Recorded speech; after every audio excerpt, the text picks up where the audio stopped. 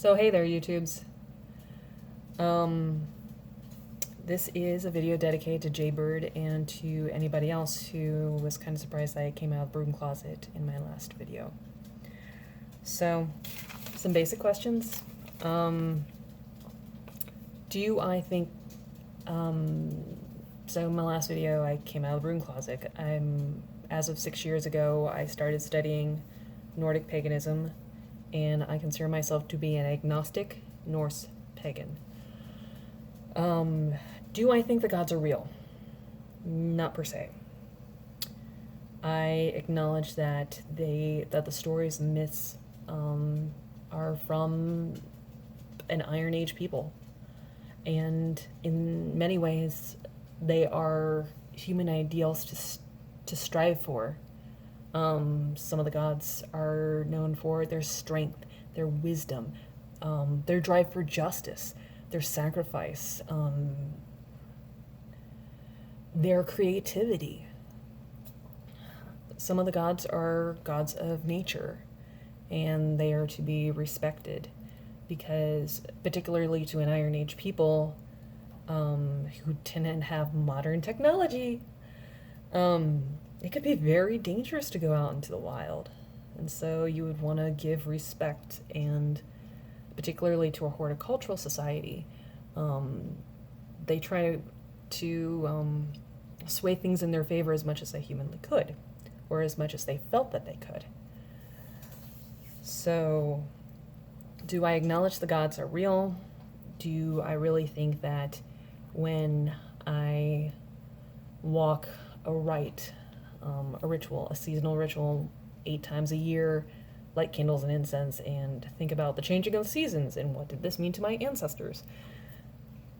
If I'm being completely honest now, if I'm being completely honest, why did I start studying? I had a nagging voice in my head that I finally started to listen to.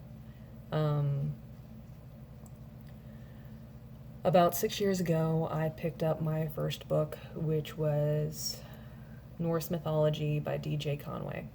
I wouldn't say it's the best book, but as an introduction, giving basic thoughts, basic principles, basic rites and rituals, it was an introduction.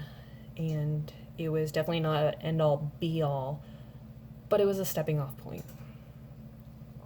And from that original book by D.J. Conway, I read the Norse version, then I read the Celtic version, and then I read through a book about herbology. I read through a book about Nordic runes. I read a book about indigenous spirituality in Central Ohio. I read a book about the path of the warrior. And just all these different books, which leads me on to my next point. What do I get out of it? At my core, at the most basic of all of it, 8 times a year, I stand or sit and have calmness. I have quietness in the brain. And as many studies will show, that quietness, be it through going on a long run or listening to some favorite music, being able to zone out and give your brain a break and put it into a certain mode, if you would, can drop your stress levels, drop your stress chemicals and stress hormones, and that allows the body to naturally do some repair work on itself.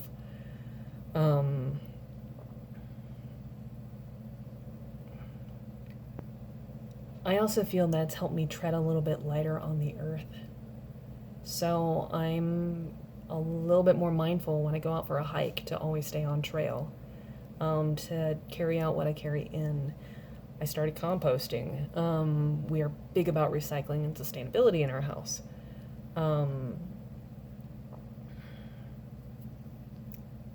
I started donating blood, under the idea, even if it's just in my head meets about, wow, part of my life energy is going to help somebody else live. But yeah, at its core, it's the calmness of 8 times a year. I light some candles and incense, and I think about what my ancestors would have been doing during a particular time of year. So the famous pagan holiday Samhain, which is not actually per se studied the most or celebrated the most by Norse.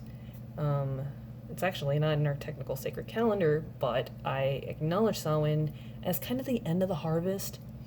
Now, yeah, there's still combines going on down the road here in North America, but this would have been a critical time of year for my ancestors, for the ancestors, to bring in the harvest, get the meat smoked, get as much canning and jarring and bottling and drying done as humanly possible.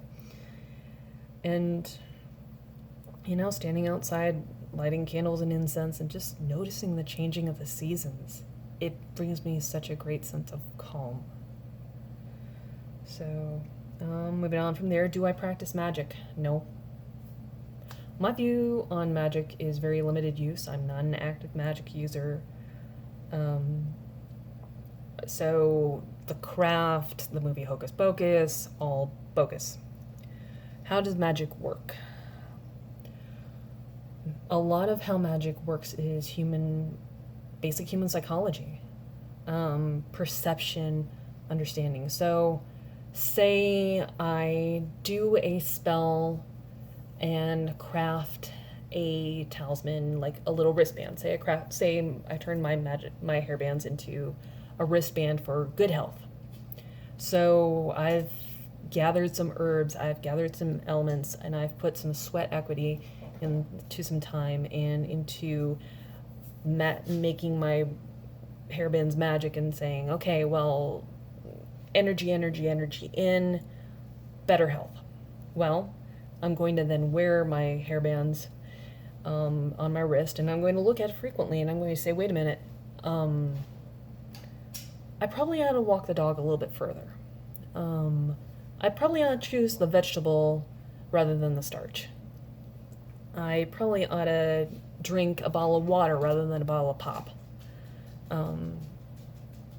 Because I put the effort in and because I have a reminder, I'm going to make that ultimate goal come true. But there's been studies shown that think, therefore will do placebo effect can affect a human. I might be taking a sugar pill, but there's a statistical likelihood that if you give somebody with a pill with an active ingredient versus a sugar pill, there will be a significant part of that test group who gets better just because, oh, well, I must have gotten the active stuff, therefore I feel better. And they will will themselves to feeling better. And I think that my view on magic, and with my degree in psychology, that's a lot of how magic works. Or you're more likely to notice, hey, I did this spell, therefore I'm noticing this result, be it for good, bad, or neutral. Because you are already primed to look for it, you're going to notice. Is me becoming a pagan and studying paganism a reaction to the Abrahamic or because of Jeebus or any of that crap? No. I was an atheist for 10 years, and I'm an agnostic pagan now. I'm not pagan as a reaction to another religion. I'm a pagan because I chose to be. Because I got to a point where I could no longer ignore just an urge, a drive in my head. And like I said, I'm realistic about my thoughts, beliefs, and the gods, goddesses, whatnot. A lot of it is just human psychosomatic. Will I be making a bunch of videos and will this suddenly become a pagan channel? No, I don't intend to. I mean, if you guys want to hear about my thoughts and my experiences and what's been going on as far as that goes for the last 6, almost 7 years now, I mean, I'm welcome to talk about it, but I don't really intend to make this Little Miss Super Magic channel because, oh yeah, I don't really practice magic. My previous video that I made for my friend Blue was just that. Blue's one of my online buddies. And I've known him for better part of a decade, actually, over a decade now. And yeah, you guys have any comments, questions, want to discuss this more, feel free, but that's where I am. Am I still part of an atheist group on YouTube? Actually, yes. It was funny because I checked how long I've been in that atheist group on, Facebook. I checked how long I was part of that atheist group on Facebook. 5 years. I've only been studying paganism for 6.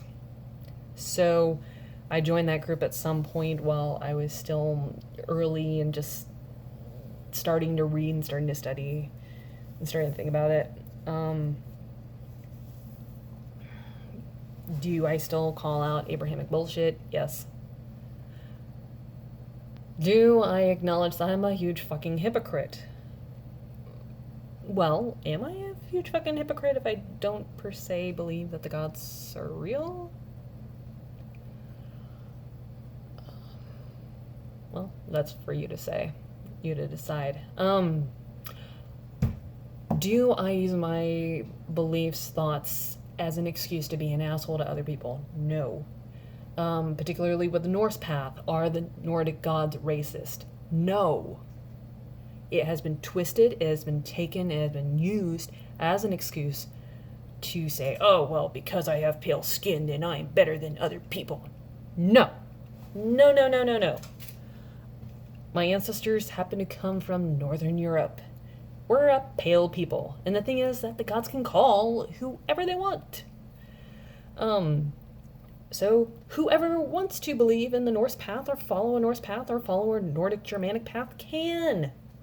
I mean, hell, in the way my head pictures the gods and goddesses, the movie Thor got it right about Heimdall. That particular god is portrayed by a black actor, and frankly, in my head, that Heimdall is black. The